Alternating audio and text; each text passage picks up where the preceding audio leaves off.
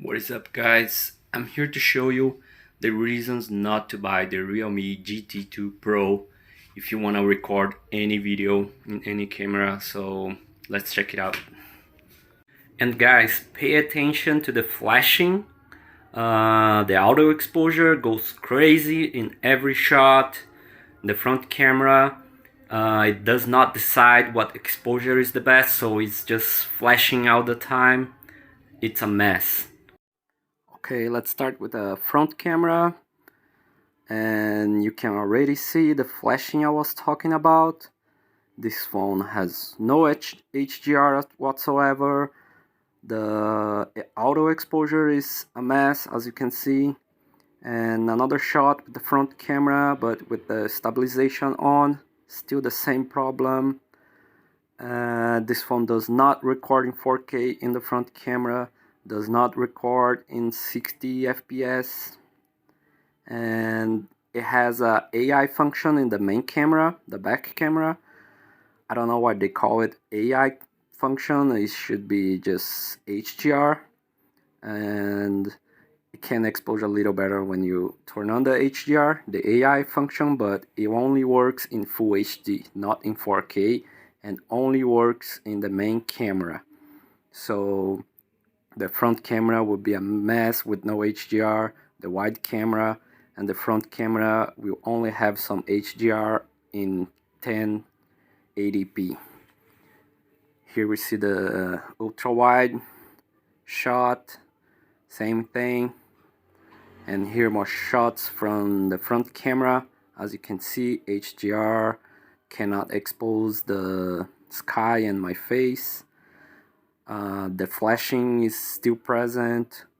Here are some shots inside the house in middle light. Does not do too bad. Let's see another one in a dark room. Dark room does not do too bad. But again, HDR is non-existent in this phone. At the end of the video, I'm gonna show you a shot that I took with a Poco F3, a $300 phone, in the front camera. So it has 60 FPS in the front camera, the Poco F3, and it has a much better HDR.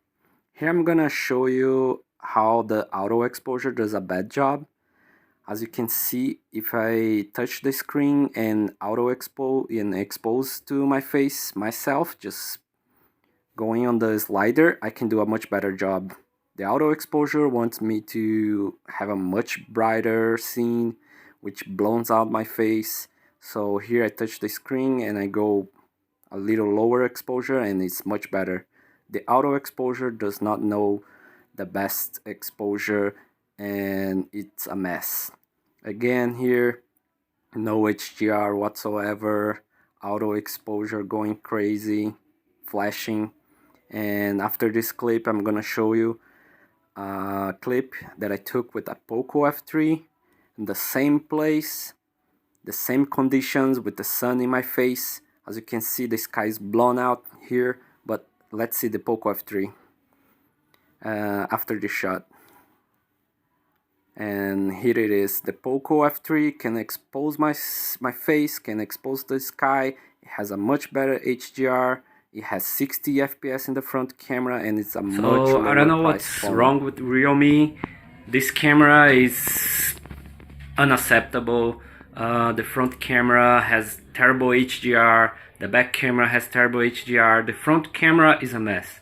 The auto exposure, and when you have a bright background or any situation really, like all the time the auto exposure is looking like your image is blinking. You have some blinking light, but there's no blinking light. It's just auto exposure trying to expose and cannot decide what the exposure is the best.